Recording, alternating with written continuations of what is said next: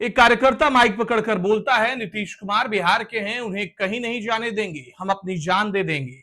CM house जा रहे BJP कोटे के मंत्री सुरेंद्र मेहता को भगा दिया गया। जेडीयू के एमएलसी संजय गांधी को भगाया, विधायक प्रेम मुखिया को भगाया। फिर गुस्साए कार्यकर्ता जेडीयू दफ्तर पहुंचे और वहां तोड़फोड़ शुरू कर दी।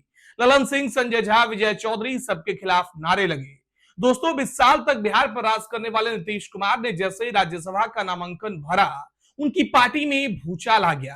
अब सवाल ये कि क्या नीतीश के बिना जेडीयू बिखर जाएगी और क्या इसे बचाने के लिए उनके बेटे निशांत राजनीति में आएंगे? पूरी कहानी समझिए आज के इस वीडियो में। नमस्कार, यह हमारा बिहार और मैं हूं आपके साथ दिनकर। देखिए दोस्तों, जेडीयू कोई साधारण पार्टी नहीं है। 2003 में बनी ये पार्टी पिछले 23 साल से सिर्फ और सिर्फ एक आदमी की इच्छाओं में चली है।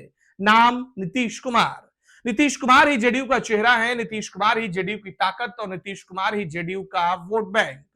16% से ज्यादा वोट बैंक हमेशा नीतीश के साथ रहा। उनके वोटरों पर उनके पाला बदलने का भी कोई फर्क नहीं पड़ा। आज बिहार में जेडीयू के 85 विधायक हैं, 12 सांसद हैं। लेकिन जैसे ही खबर आई कि नीतीश राज्यसभा जा रहे हैं, पूरी पार्टी में मानो मातम सा छा गया। एनडीटीवी की रिपोर्ट के मुताबिक होली के दिन जब ये खबर आई तो पार्टी के नेताओं ने कहा कि ये हमारे लिए शोक का दिन है, मातम मनाने का दिन है। अब इस नाराजगी को समझिए।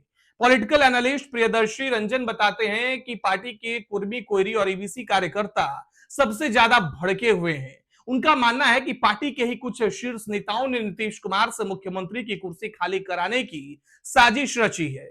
यह वही कुर्मी कोयरी वोट बैंक है जिसकी बदौलत नीतीश कुमार ने 3 दशक तक बिहार की राजनीति पर राज किया।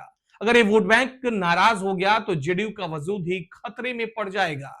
अब एक और खतरनाक बात समझिए। बिहार की राजनीति हमेशा से 3 धुरी पर चली है। पहली धुरी बीजेपी, दूसरी आरजेडी और तीसरी धुरी का नेतृत्व नीतीश कुमार करते आए हैं।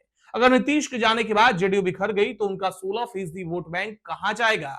और यहां सबसे बड़ा ट्विस्ट है, ये वोट बैंक बीजेपी में शिफ्ट होगा इसकी कोई गारंटी नहीं है। एक्सपर्ट्स मानते हैं कि अगर जेडीयू टूटी तो सबसे ज्यादा इसका फायदा प्रशांत किशोर को होगा।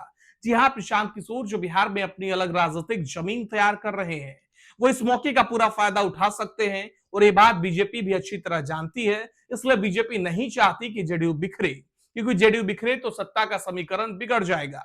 तो अब सवाल ये कि जेडीयू को बचाएगा कौन? और यही एंट्री होती है निशांत कुमार की। दोस्तों, नीतीश कुमार हमेशा परिवारवाद के खिलाफ रहे, लालू राबड़ी पर तंज कसते रहे, लेकिन अब खुद उनका बेटा राजनीति में आने वाला है और इसमें बीजेपी पूरी मदद कर रही है।